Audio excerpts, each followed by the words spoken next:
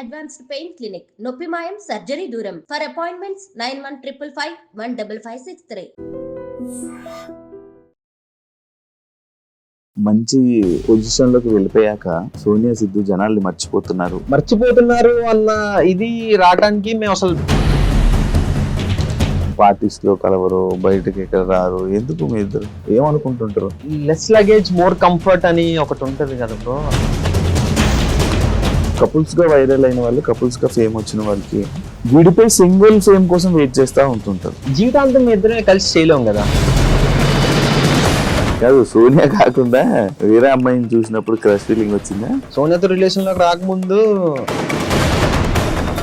Sonia already movie చేసింది, విరుపక్షలో చేసి, నువ్వు ఎందుకు ఇంకా సిరీస్ లో ఉండిపోవు? ఏదో వస్తే ఏదో చేసేయటం అన్నది వేరు. ఫేమ్ కోసం సోనియాతో ఉన్నావు? సోనియాకి పర్టికులర్ సినిమా విరూపాక్ష సినిమాకి ఎటువంటి సినిమా బ్యాక్గ్రౌండ్ లేకుండా అవకాశాలు రావడం ఈజీ అని అంటారు. అది నెపోటిజం అంటే స్టారే రావాలా, ఆడే రావాలా అని అంటారు. కానీ బయటకు వచ్చి ఇష్టం వచ్చినట్టు అరుస్తా అంటే ఎవడు ఊరుకుంటాడు, లాగి పెట్టాడు పీకి పోరా పక్కగా అంటారు. సోనియా డబుల్ మీనింగ్ మాట్లాడుతుంది, డబుల్ మీనింగ్, ఈమె డబుల్ మీనింగ్ అమ్మాయి అంటూ ఉంటారు, స్టిల్ అంటున్నారు. దానివల్ల మీరు ఏమైనా ఇబ్బంది పడ్డారా? ఫస్ట్ స్టార్ట్ అయింది ఇది యాక్చువల్లీ ఆ షో నుంచి. ఒక ప్రాపర్ సెంటెన్స్ ని ఫ్రేమ్ చేయకుండా మనం సగం కట్ చేసాం అనుకో, అది ఆబ్వియస్లీ డబుల్ మీనింగ్ లానే అనిపిస్తుంది. ట్రోల్స్ ని మీరు చూస్తూ డిస్కస్ చేసుకొని దానికి అఫెండ్ అవ్వడం కానీ అలా ఏమైనా జరిగితే? నేను ఒకసారి బాగా బర్న్ అయిపోయి నాలో బర్నింగ్ స్టార్ బయటకు వచ్చేసి, హాయ్ హలో నమస్తే, నేను మీ anchor Shiva, welcome to I dream media. ఈరోజు మన ముందున్న గెస్ట్, ఎప్పుడు నా ముందున్న గెస్ట్ ఆల్రెడీ మీకు అర్థమైపు ఉంటుంది ప్రోమోలో. ఇప్పుడు వీళ్ళిద్దరు కనబడుతుంటారు, ఇద్దరిని ఒకసారి ఇంటర్వ్యూ చేయడం జరిగింది. ఇప్పుడు ఒకరిని విడదీసేసి ఒకరిని ఇంటర్వ్యూ చేస్తున్నాను. సిద్ధు ఈరోజు మనతో ఉన్నాడు. అర్థమైందా? అరుణ్ కుమార్తో ఆహాలో జనాలందరినీ ఎంటర్టైన్ చేస్తూ అలా ముందుకు ఇండస్ట్రీలో కూడా ఒక మంచి స్థాయిలో రాను ఎదుగుతూ వస్తున్న సిద్ధు ఈరోజు మనతో ఉండి మనకి తెలియని విషయాలు తెలుసుకునే ప్రయత్నం అయితే చేద్దాం. మనకి చెప్తాడని మనం అనుకుంటున్నాం, చెప్పడం మన ఆయన ఇష్టం. సైలెంట్ మోడ్ అబ్బా. ఈరోజు ఏమైనా ఓపెన్ అవుతాడేమో చూడాలి కాస్త. ఏం సిద్ధు, ఎలా ఉన్నావు? నేను బాగున్నా బ్రో, ఎలా ఉన్నావు? నువ్వు ఇంట్రో పెట్టా నార్మల్ గా? నిజంగా చెప్పాలంటే ఇంట్రో పెట్టే, అంత ఈజీగా కలవటాలు అది కూడా కష్టం అనే చెప్పచ్చు. ఒక్కసారి కొంచెం ఓకే చిన్న కంఫర్ట్ జోన్ వచ్చిన తర్వాత అప్పుడు ఓపెన్ అప్ అవుతుంటారు. పాత ఫ్రెండ్స్ ఉన్నారా? ఉన్నారా అంటే పాత ఫ్రెండ్స్ అంటే పాత వాళ్ళతో కనెక్ట్ లో ఉన్నావా అని? అంటే ఈ హైదరాబాద్ వచ్చిన తర్వాత లేకపోతే ఇక్కడ హైదరాబాద్ వచ్చాక ఇండస్ట్రీలో మంచిగా ఎదిగాక ఉన్నారా? ఒకళ్ళిద్దరు ఉన్నారు. మంచి పొజిషన్ లోకి వెళ్ళిపోయాక సోనియా సిద్ధు జనాల్ని మర్చిపోతున్నారు అనే ఒక స్టేట్మెంట్ బయట రన్ అవుతుంది. దానికి నువ్వు ఇచ్చే సమాధానం? నిజమే, అసలు ఇలాంటిది ఒక స్టేట్మెంట్ ఉందని నాకు ఎప్పటి వరకు తెలియదు. అంటే బేసిక్ గా ఏం లేదు, మర్చిపోతున్నారు అన్న ఇది రావడానికి మేము అసలు జనరల్ గా బయటకే రాము కదా. అసలు నిజం చెప్పాలంటే ఇల్లు షూట్ ఇల్లు, డబ్బింగ్ లేదా ఏమన్నా వర్క్ ఉంటే తప్పితే జనరల్ గా బయటికి వెళ్ళే అలవాటు మాకు లేదు. ఎంతసేపు 24/7 ఇంట్లో కూర్చోమన్నా ఇంట్లో కూర్చుంటాం. ఇది లేదు కాబట్టి మనం బయట ఎక్కువ మింగిల్ అవ్వం. బట్ ఎవరన్నా మాట్లాడితే 200% మాట్లాడతాం. ఇంకా మనకి అనుకుంటే ఇంటికి వచ్చామంటాం, కానీ మేము బయటికి వెళ్ళటం లాంటిది చాలా తక్కువ. ఎప్పుడన్నా నేను కొనుక్కోవాలి, షాపింగ్ అలవాటు ఉంది మీకు తెలుసు, కొనుక్కోవాలంటే అదే షాపింగ్ బట్టలు కొనుక్కోవాలన్నా లేకపోతే ఏమైనా కొనుక్కోవాలి, అలాంటప్పుడు మాల్స్ కి అది ఇది వెళ్తుంటాం. కానీ ఎక్కువ తక్కువ సర్కిల్ అంతే మంది. ఎందుకు మీ ఇద్దరు అలా? మీ ఇద్దరే ఉంటారు, మీ ఇద్దరు ఎవరితోనే ఎక్కువ పార్టీస్ లో కలవరు, బయటకి ఎక్కడ రారు, ఎందుకు మీ ఇద్దరు? ఏంటి అసలు ఏమనుకుంటుంటారు? లెస్ లగేజ్ మోర్ కంఫర్ట్ అని ఒకటి ఉంటది కదా బ్రో. అందుకు ఏంటి అని అంటే, మన కోసం ఒక నలుగురున్నా ఆ నలుగురు అరే ఉన్నారు మనతో పాటు అని అనుకుంటే సరిపోతుంది. అంటే బేసిక్ గా చెప్పాలంటే ఫ్యాక్ట్స్ మాట్లాడుకుందాం. మనం ఎంత ఎక్కువ మంది ఉన్నా మనకి రైట్ సిచ్యువేషన్ లో రైట్ టైం లో హెల్ప్ వచ్చే వాళ్ళు ఎంతమంది ఉంటారు? అరే నిజమేరా, పోపనరా, మనోడ్రా అని వచ్చేవాళ్ళు చాలా తక్కువ మంది ఉంటారు. అంతమంది ఉండి అనవసరం నన్ను అడిగితే. ఆ ఫేక్ ఇది మెయింటైన్ చేసుకునే కంటే ఒక healthy relation, proper relation maintain చేసుకోవడం ఉత్తమం అన్నది మేము నమ్ముతాం అనమాట. సో దాని వల్ల ఎక్కువ సర్కిల్ మెయింటైన్ చెయ్యం. ఉన్నారు, మనకి చాలా మంది ఫ్రెండ్స్ ఉన్నారు. మన అరే ఓకే మనవాడు అని అనుకునే వాళ్ళు మనతో పాటు ఇప్పుడు టచ్ లో ఉంటారు. టచ్ లో లేని వాళ్ళందరూ మన వాళ్ళు కాదంట. అలా అని కాదు, అందరూ మన వాళ్ళే.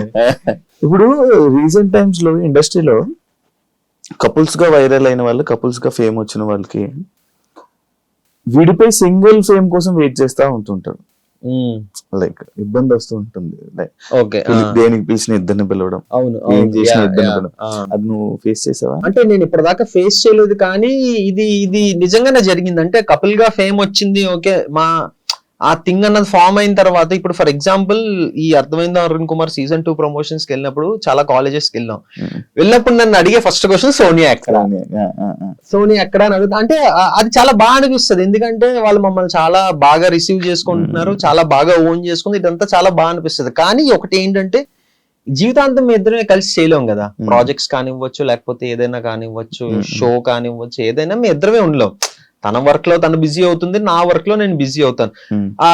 సోనియా ఎక్కడ అని అడుగుతున్నారు, అక్కడ వరకు బాగానే ఉంది. ఆ తర్వాత చెప్పేసిన తర్వాత డన్. నెక్స్ట్ సిరీస్ గురించి మాట్లాడటం కావచ్చు, లేకపోతే నన్ను పర్సనల్ గా క్వశ్చన్స్ అడగడం కానివచ్చు, ఇవన్నీ జరుగుతుంది. కానీ ఫస్ట్ క్వశ్చన్ అయితే మాత్రం అది ఖచ్చితంగా వస్తుంది, సోనియా ఎక్కడ అన్న క్వశ్చన్ వస్తుంది అనమాట.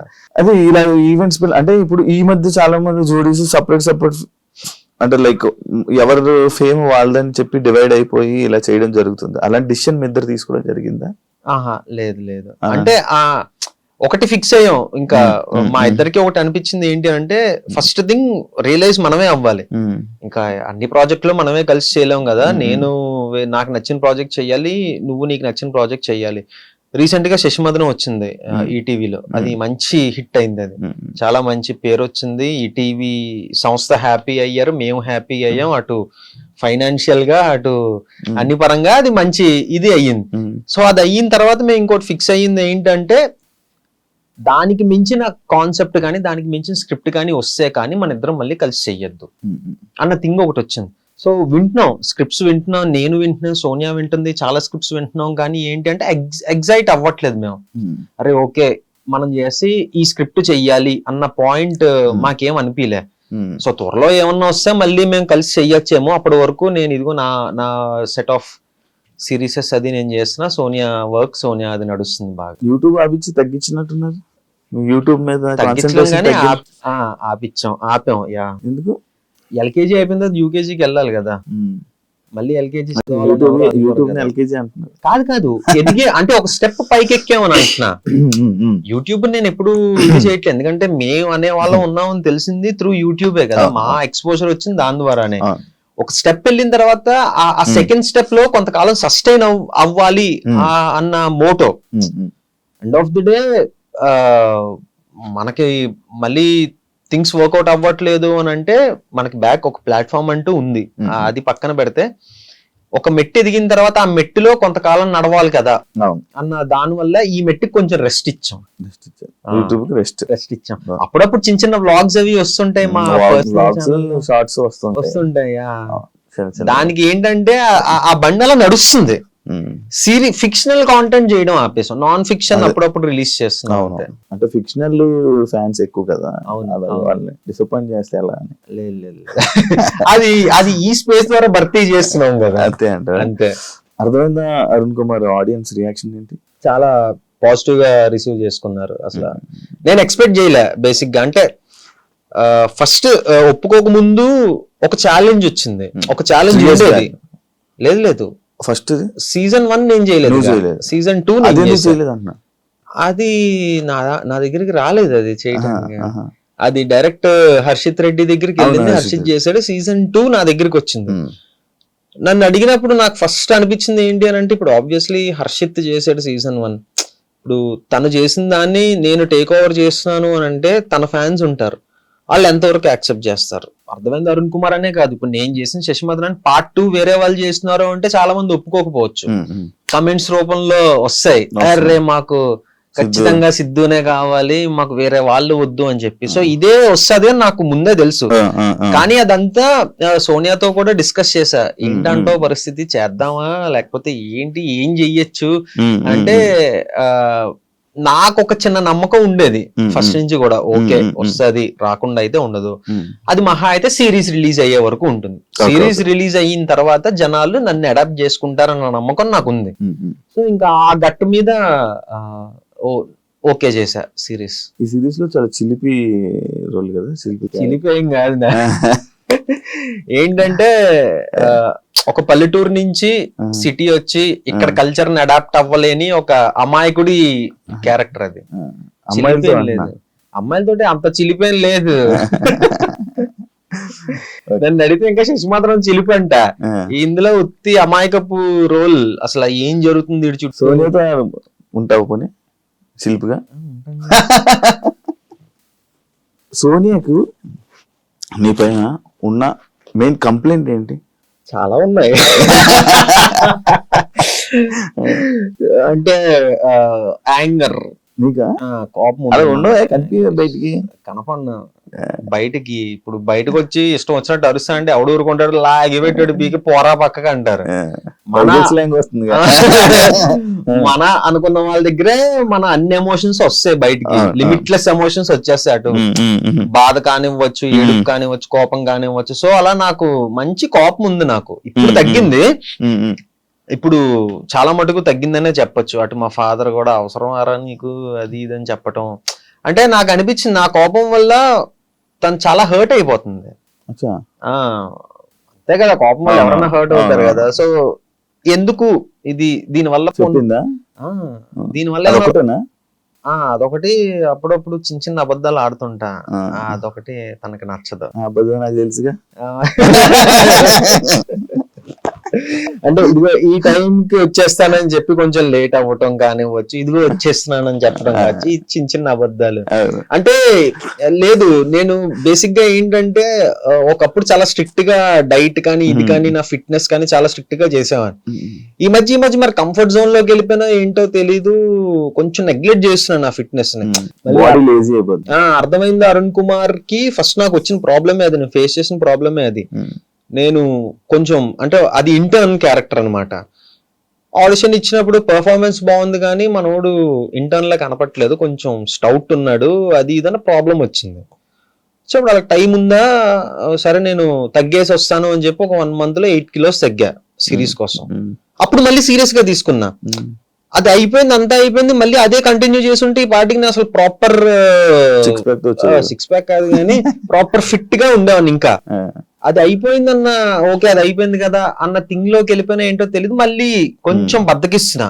అంటే అదే మెయింటైన్ చేస్తున్నా కానీ బద్దకిస్తున్నా. ఈ పాటికి ఇంకా ఇంకొక 6 to 5 kilos తగ్గిపోవాలి. అప్పుడప్పుడు తను తెలియకుండా ఈ చాక్లెట్ తినేయటం, ఐస్ క్రీమ్ తినేయటం. అది ఈ రోజు వచ్చినప్పుడు ఒక లోపల ఎక్కడో ఐస్ క్రీమ్ కవర్ దాచితే అది దొరికింది. అది ఇదే సిగ్గుందా నీకు, ఇది నా దగ్గర దాచి తింటే ఏమొస్తుంది? ఇలాంటి చిన్న చిన్న పనులు తనకు నచ్చవు, మనం అది అవాయిడ్ చేసుకోవాలి. ఎందుకు లేజినెస్ వస్తుంది నార్మల్ గా నీకు? అంటే డబ్బులు వస్తున్నాయి అది కాదు. బేసిక్ ఏంటంటే నేను చాలా విపరీతమైన ఫుడీని. దాన్ని అవాయిడ్ చేసి నేను వర్కౌట్ చేసేస్తా, ఇది కలిపి జిమ్ కి వెళ్ళిపోవడం, ఫిజికల్ యాక్టివిటీ అన్ని చేస్తా, కానీ ఇది కంట్రోల్ చేసుకోవాలి. ఇది ఇలా వెళ్ళిపోతుంది తింటాం. సో అదొక్కటి నేను కంట్రోల్ చేసుకున్నానంటే బాగానే ఉంటది. అప్పుడప్పుడు ఏంటంటే చాలా స్ట్రిక్ట్ గా ఉంటాను, ఒక్కోసారి సైక్ అయిపోతుంటది బాడీ.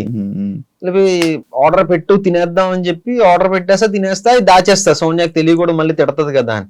అలా తిన్నదే ఈ రోజు ఒక ఐస్ క్రీమ్ డబ్బా ఒకటి కింద ఎక్కడో మూల పడుంది, అది దొరికింది. ఇప్పుడు రాకముందే అయిందా? అసలు ఎందుకు నువ్వు స్ట్రిక్ట్ గా ఉండకపోతే ఇంకా యూనివర్స్ నీకు ఎలా కోఆపరేట్ చేస్తుంది అని కొంచెం అనిపించా. కరెక్ట్ కదా, ఇలాంటివి తనకు నచ్చవు. సోనియా విషయంలో నీకు నచ్చింది ఏంటి? సోనియా లేదు, సోనియా అంటే నేను ఏదో బిస్కెట్ వేయట్లేదు, ఏమి వేయట్లేదు, తను 100% పర్ఫెక్ట్. అది తన విషయంలో నాకు నచ్చింది అంటూ ఏమీ లేదు, అంతా పర్ఫెక్ట్ ఉంటది. ఒకటే ఏంటంటే ఈ మధ్య తనకు కూడా బద్ధకం వస్తుంది. ఇంతకు ముందు మార్నింగ్ 6 o'clock లేచి జిమ్ కి వెళ్ళిపోయే వాళ్ళం, ఇప్పుడు తను కూడా 9:30, 10 అవుతుంది లేచేటప్పటికి. సో అదొకటి ఎందుకు తను నెగ్లెక్ట్ చేస్తుందని అనిపిస్తుంది అంతే. అదేముంది, ఒక 2 రోజులు అలవాటు అయితే వచ్చేస్తుంది మళ్ళీ. ఎందుకు సోనియా అలా చేస్తుంది? ఓకే ఏం లేదు, అలారం పెట్టుకుంటాను రేపు. నేను లాస్ట్ ఇంటర్వ్యూ అడిగాను, ఇప్పుడు కూడా మరి ఎప్పుడు పెళ్లి చేసుకుంటున్నారు? లాస్ట్ ఇంటర్వ్యూ మనది 1.5 year అవుతుందా? 1.5 year 2 years అయిపోతుంది 2 years అవుతుందా? అయితే ఇంకొక 3 years టైం ఉంటుంది శివ. అవునా? ఇంకొక 3 years అంటే ఇప్పుడిప్పుడే ఇంకా తను ప్రాజెక్ట్స్ తను బిజీగా ఉంది, నా ప్రాజెక్ట్స్ నేను బిజీ అవుతున్నాను. సో అప్పుడే ఎందుకు అని మన మీద మనకు నమ్మకం ఉంది, ఇంట్లో వాళ్ళకి మన మీద నమ్మకం ఉంది. ఓకేనా పేరెంట్స్ అంతా? 200%. మా అమ్మ నాన్న నాదో కన్నా తనతో ఎక్కువ మాట్లాడతారు. అవునా? కాదు, సోనియా కాకుండా వేరే అమ్మాయిని చూసినప్పుడు క్రష్ ఫీలింగ్ వచ్చిందా? లేదా?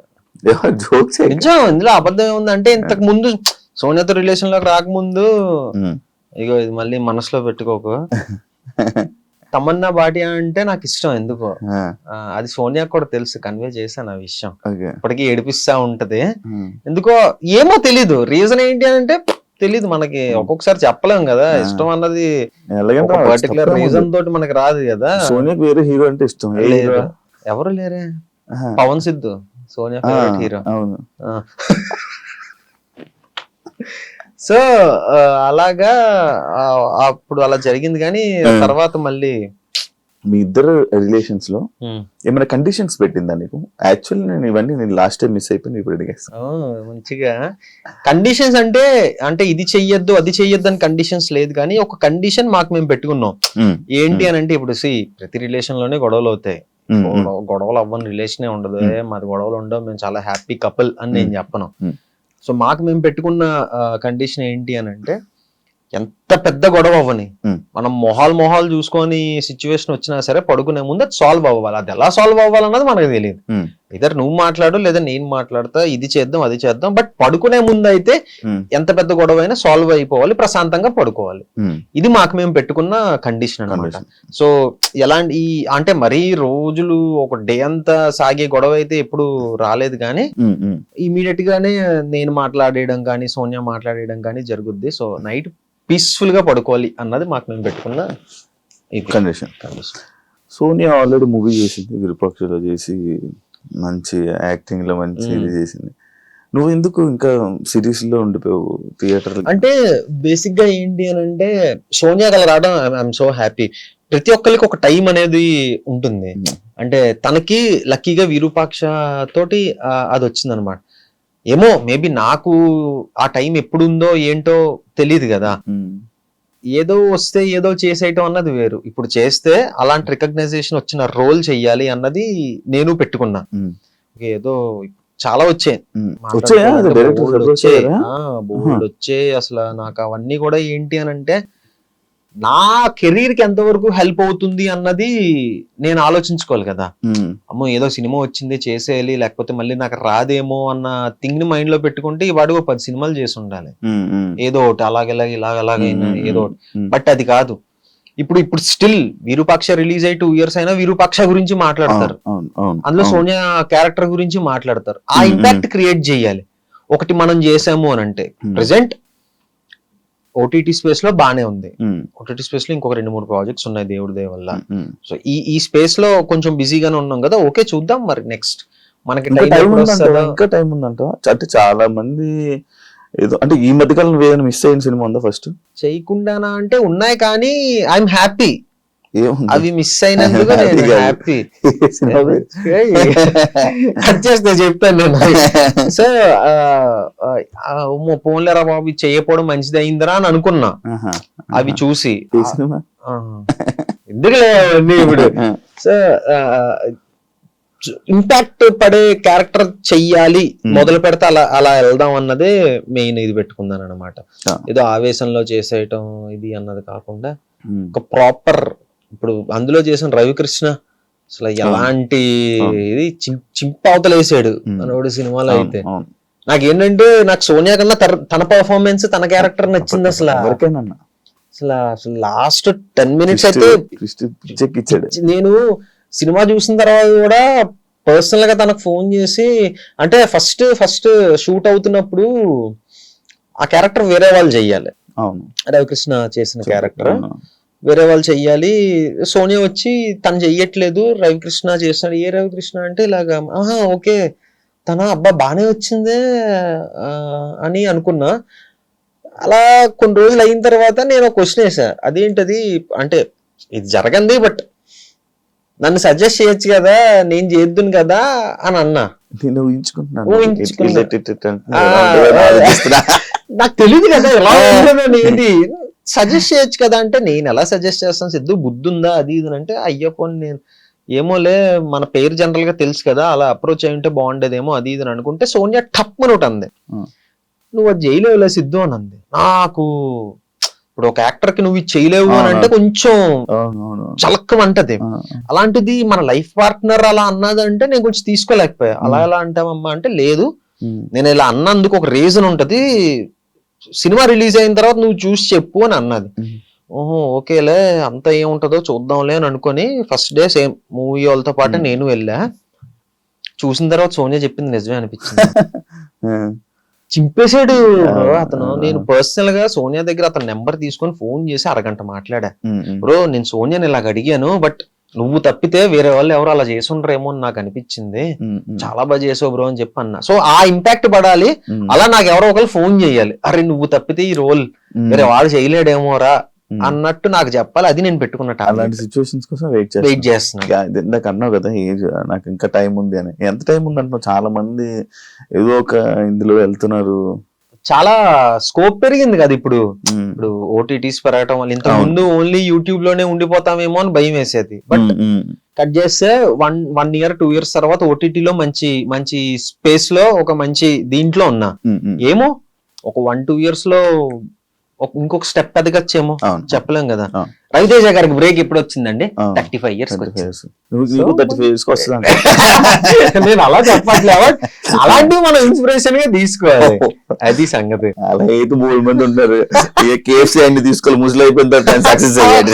అది కాదు మన ఫీల్డ్ కి ఏ ఫీల్డ్ కైనా ఒక సిచ్యువేషన్ వస్తుంది.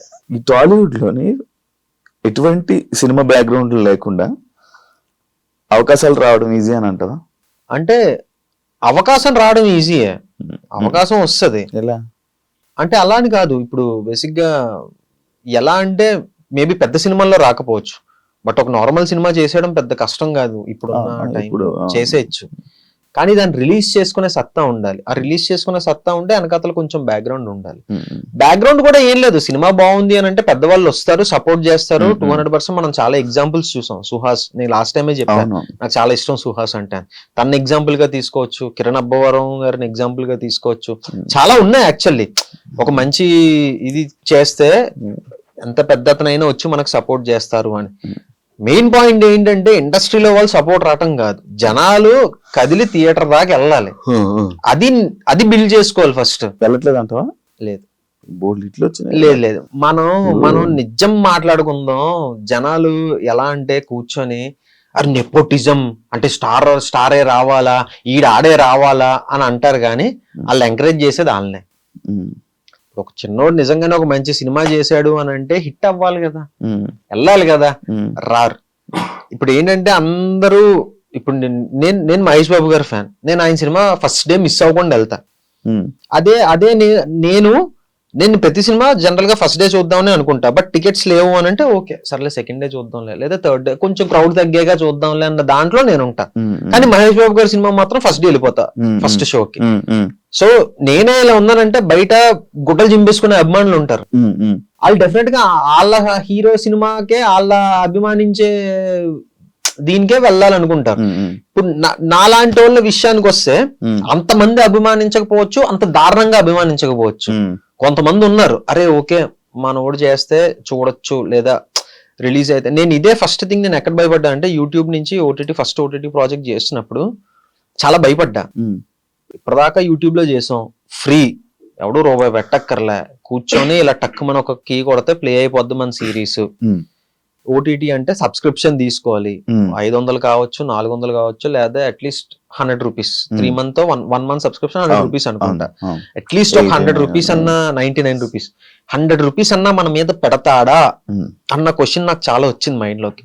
దీనమ్మ ఇది కనుక అవ్వకపోతే మనం ఫర్దర్ గా ఎలాగా, ఇప్పుడు ఒకవేళ పొరపాటున రేపు పొద్దున సినిమా చేసిన థియేటర్ దాకా వస్తారు, ఇవన్నీ రన్ అయిపోయాయి, నాకు భయంకరంగా రన్ అయిపోయాయి.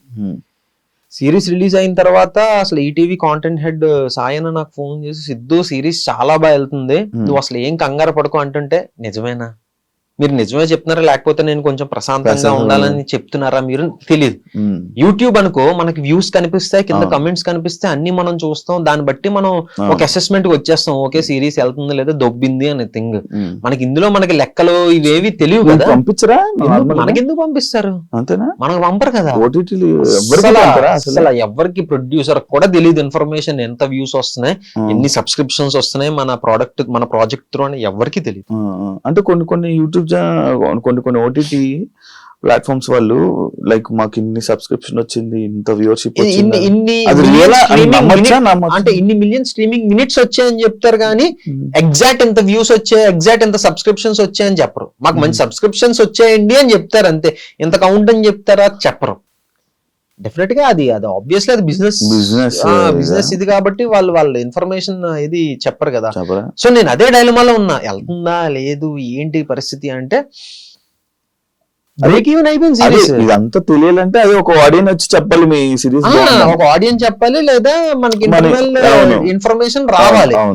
సో నాకు అలాగే ఇంకా నన్ను ఫైండ్ సాయన్నే ఫోన్ చేసి ఓరే నాయన సిరీస్ బాగా వెళ్తుందిరా నమ్మరా, సక్సెస్ మీట్ పెట్టిన తర్వాత నేను కొంచెం ఊపిరి పీల్చుకున్నా, నేను కొంచెం ఓకే మన మీద ₹1 పెట్టడానికి రెడీగా ఉన్నారు జనాలు, కొంచెం పెట్టారు. బ్రేక్ ఈవెన్ అయింది సిరీస్. 1.5 1.10 మా సిరీస్ బడ్జెట్ బ్రేక్ ఈవెన్ అయ్యి ప్రాఫిట్స్ లోకి వెళ్ళారు. అంటే దగ్గర 1.10 దాటింది, అంటే 1,10,00,000 దాటింది. నాకు అక్కడ నమ్మకం వచ్చింది, ఓకే పర్లేదు పెడతారు ₹1 అట్లీస్ట్ ఒక 20 కోట్లు 10 కోట్లు వచ్చేస్తాయని నేను చెప్పాను కానీ ప్రాఫిట్స్ లోకి వెళ్ళారు. అది చాలా అనిపించింది. సో దీన్ని మెల్లిమెల్లిగా బిల్డ్ చేసుకొని అలా కొంచెం కొంచెం ఎదుగుదాం, నాకు నమ్మకం రావాలి, ఓకే నేను చేస్తే వస్తారు థియేటర్ కి అన్న నమ్మకం నాకు వచ్చినప్పుడు ఒక భారీ స్టెప్ వేద్దాం అన్న ప్లాన్ లో ఉన్నాను అనమాట. ఇప్పుడు వేరే హీరోయిన్లతోనే ఏదైనా ఒక రొమాంటిక్ సీన్ వచ్చింది అనుకో, చేసావు అనుకో, సోనియాకి చెప్తావా? ఆబ్వియస్లీ చెప్తాను. కన్ఫర్మ్ చేస్తావా? చేస్తా. ఏ అంటే స్టోరీ మెయిన్, అంటే each and every scene each and everything చెప్పం గానీ అసలు స్టోరీ ఏంటి బేసిక్ అంటే ఒపీనియన్ తీసుకోలేదు. రొమాంటిక్ సీన్ ఉంది, ముందు కిస్ సీన్ ఉంది. సీన్ ఉంటే నేనే చెయ్యను కదా ఫస్ట్. పాయింట్ ఎందుకు చెయ్యవు? ఏమో నాకు నేను అదేం లేదు. అంటే కేవలం ఇదే ఉండవా ప్రొఫెషన్ లో చెప్పు, లేదు కదా. ఇప్పుడు మీ సిరీస్ లో ఇప్పుడు తేజుకి బికినీ సీన్ ఉంది. అవును తన లైఫ్ లో చాలా ఇయర్స్ తర్వాత తను వేసింది. అవును తను చేసింది. ఎప్పుడు చేయలేదు, కానీ చేసింది. సిచ్యువేషన్ వచ్చింది కాబట్టి చేసింది. ఇప్పుడు నీకు రొమాంటిక్ కిస్ సీన్ ఉంది, ఎందుకు చెయ్యవు? అంటే ఇక్కడ 2 ఆస్పెక్ట్స్ ఉంటాయి. ఫస్ట్ ఆస్పెక్ట్ తేజస్విని ఊరికి వచ్చి ఇలా మనం మార్కెట్ కోసం బికినీ వేసేస్తున్నాం అంటే తను ఓకే అని చెప్పలే. బికినీ వేయడానికి ఒక రీజన్ ఉంది, ఒక స్ట్రాంగ్ రీజన్ ఉంది సీన్ లో. అంటే ఓకే ఇంకా ఖచ్చితంగా అక్కడ తను ఏదో చెయ్యాలి. అంటే తన క్యారెక్టర్ ఏంటి అని అంటే నేను ఏం చేసైనా సరే అవతలని ఓడించాలి అన్నది తనది. సో ఏం చేయొచ్చు, ఒక అబ్బాయిని ట్రాప్ లో వెయ్యాలి. ఒక అబ్బాయిని ఎలా ట్రాప్ లో వెయ్యాలి, ఓకే బికినీ వేసేస్తాను నేను అంటే అలాంటి క్యారెక్టర్ తనది. సో అక్కడ సీన్ డిమాండ్ చేసింది, క్యారెక్టర్ డిమాండ్ చేసింది కాబట్టి అలా. మనం అమ్మాయిని టెంప్ట్ చేయాలంటే ఏం చేయాలి?